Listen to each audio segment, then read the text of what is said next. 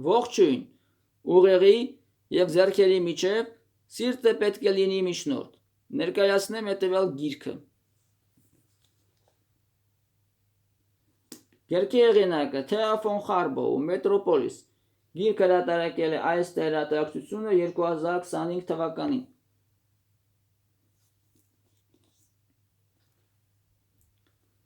Գերմանացի դերասանուհի Թեա Գաբրիելա ֆոն Հարբոուն մի շարք ֆիլմերի սցենարների և գրքերի հեղինակ է։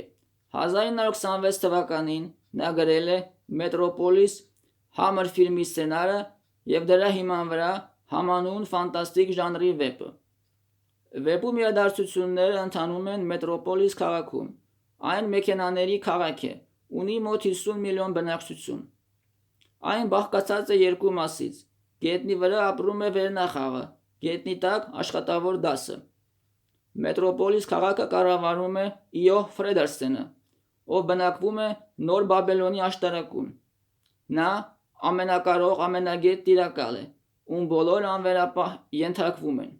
Նա ունի մեկ որդի, Ֆրեդեր անունով, ով իր անհոգ կյանքը վայելում է որդիների տանը, իր նման հարուստ երիտասարդների հետ։ Բայց մի օր նա հանդիպում է Մարիային և սիրահարվում։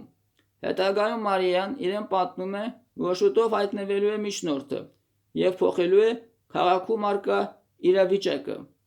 Ով է միջնորդը, երբ և ինչ իրադարձություններից հետո նա կհայտնվի, կիմանաք վեպը կարդալու դեպքում։ Վեպի հիմքում ընկած է Հովհաննեսի հայտնությունը ապոկալիպսիսի մասին։ Մի համակարգի մահից, կործանումից հետո կա նորից ծնունդ, վերածնունդ։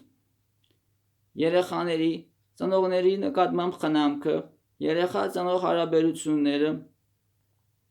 աշխատավորների, աշխատանքային իրավունքների պաշտպանությունը վեպում արծարծվող թեմաներից մի քանիսն են։ Վեպում ցույց է տրվում ամբողջավարության վտանգը արտաքնապես կայացած, բայց իրականում ներսից քայքայված համակարգի գոյության համար։ Ցուցադրվում է հակադրություն Մարիայի և Ֆրեդերի սիրո և գյուտարար Ռոդվանգի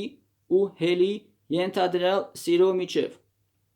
Վեպում տրվում է հետևյալ հարցը. արդյոք մեքենաները կարող են փոխարինել մարդուն։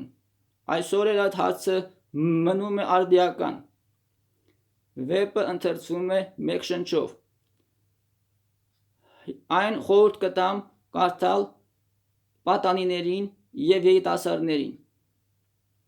Շնորհակալություն ուշադրության համար։